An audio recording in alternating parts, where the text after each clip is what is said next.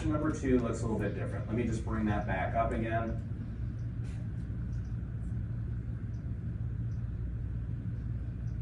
If you use the contact button, the fissure height's sometimes going to drop because it kind of does a shotgun approach. It takes the entire occlusal table down a little bit. Watch when I do that again. It doesn't just go for the high spots. It takes the entire occlusal table down just a little bit. So if I want to be more pinpoint, the way that I want you to do it is take your opposing jaw. So under display objects, I'm going to turn my opposing jaw on. There is a rule in the software that says any color that is a penetration, and colors that are penetration is anything heavier than light blue. Light blue is 0 contact. Anything yellow or green or red is in penetration with the opposing object. Any object with penetration will show through a model. Now, as long as the model is set at 100%, I can go to my form tool, I can go to remove, and I can just come over here and polish it away. Now, the cool thing about doing this is that if I just leave my model on, the model is acting as a block, meaning that it will only remove objects of penetration. I can sit here all day long. I can sit here all day long, keep going, and it's going to stop me once I hit light blue. So if I take away my upper jaw now, how's my occlusion? It's perfect. Now, I wouldn't want to do it without the model in here. If I came in here with the upper jaw off and I just went with my remove tool, well, then I would just make holes, right? So it's important that you use the remove tool, but you do it with the upper jaw in place. Come in and just get rid of all of that. So if I just want to deal with the high spots and I don't want to take the whole occlusal table down, then I will come in and individually I'll use the opposing model and deal with that. So we've just solved F and we solved O. Give me 10 more minutes, we'll break for lunch. You guys good for just a bit? Okay. All right, so we solved F and we solved O. How are we going to deal with our contours? Contours mean closing occlusal embrasures and gingival embrasures. That's basically what it means. So I'll come in with my shape circular tool if I need to. Shape circular works the same way as anatomic. It just will allow me to grab a smaller piece, and I don't necessarily have to come in and grab. I can basically define the size of what I want to work with here. So if I increase the size a little bit, I can come in and just close that embrasure. Now, sometimes it'll make the occlusion a bit high when I've done that, no big deal. I can go to my upper, form, remove, and get rid of any high spots that are going to be just perfect. Now be careful about closing gingival embrasures. Has anybody designed a crown and like, man, I did the, what color do you like for the contacts, by the way? Green. Great. Have you ever done one that's green and you're like it's just not going down? Yeah. Like I used to fight with one of my assistants, like literally we would argue about this. I'm like, Danny, do you not know what green looks like? Because I would get these crowns back and they weren't going down. She's like, it is green. The problem that we were running into is that we were designing them into undercuts. Can you appreciate that that has now been designed by closing? She thought she was doing a great thing by closing food, like food traps, but that crown is now wider at the base than it is occlusally. It doesn't matter at what color it is, it's not going down, right?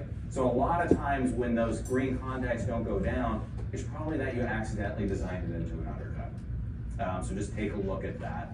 If it's more helpful to have you visualize it, there's under Analyze Tools, there's something called Grid. So you can just take the part of the crown that sticks out the furthest, and you can see I'm still a little bit in an undercut here.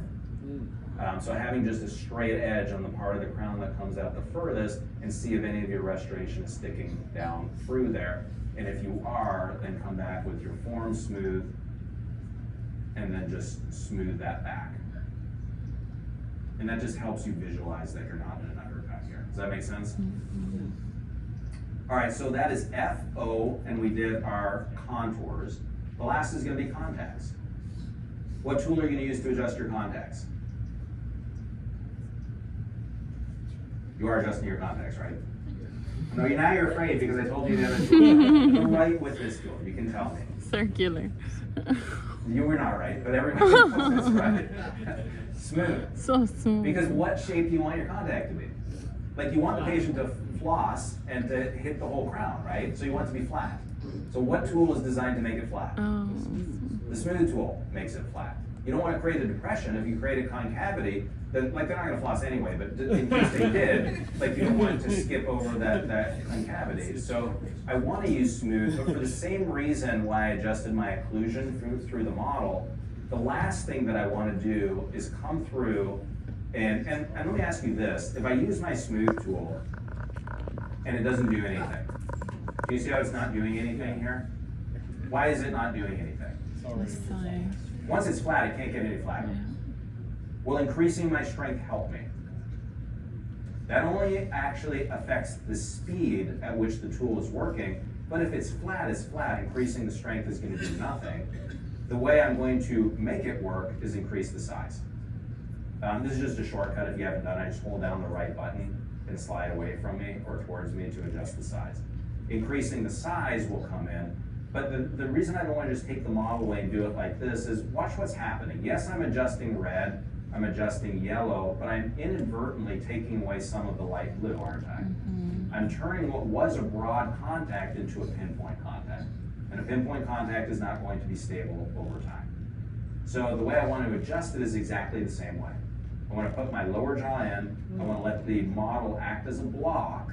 So when I come in and adjust this, I can take away all of the red, all of the yellow, I'll leave some green because I like it, but what I haven't accidentally taken away is that layer of light blue around it. Okay? Mm-hmm. So we'll do the same thing on the other side.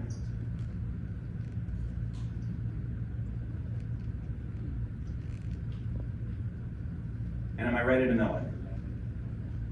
For those of you that don't mind the patient coming back for a second appointment, yes.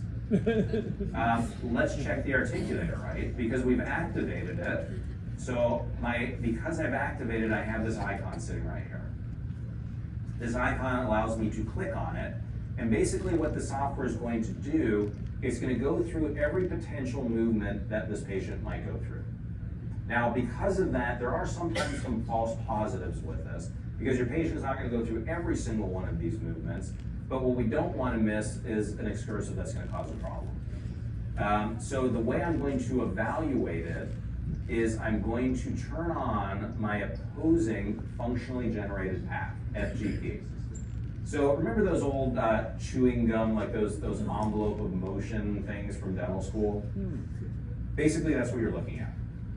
So everywhere that this restoration is poking through, that's where you would have come in. You would have said, hey, Cerec software sucks. I designed this all light blue, but my crown is still high. Where you thought it was high was not where it was high.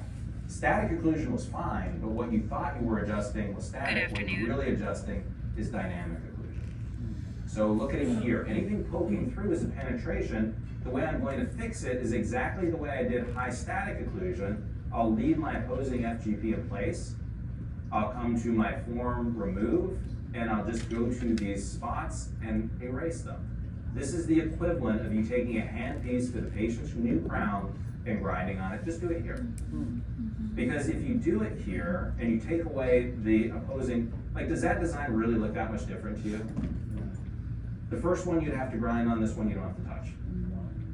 Okay? That's FOCC. FOCC with virtual articulator. We always use the virtual articulator last because sometimes a movement that you made may not have made your static occlusion high, but it could have messed up your dynamic occlusion.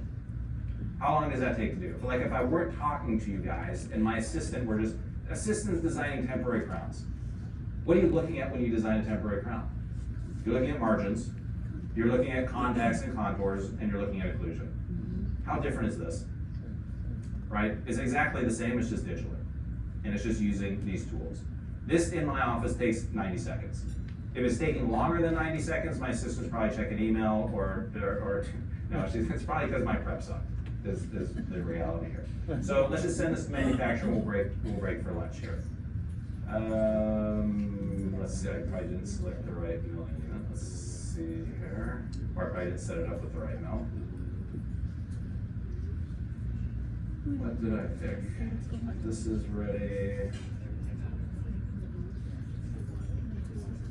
Alright, so I'm gonna mill this. We'll see if this is going here. Let me just check if we configured this correct.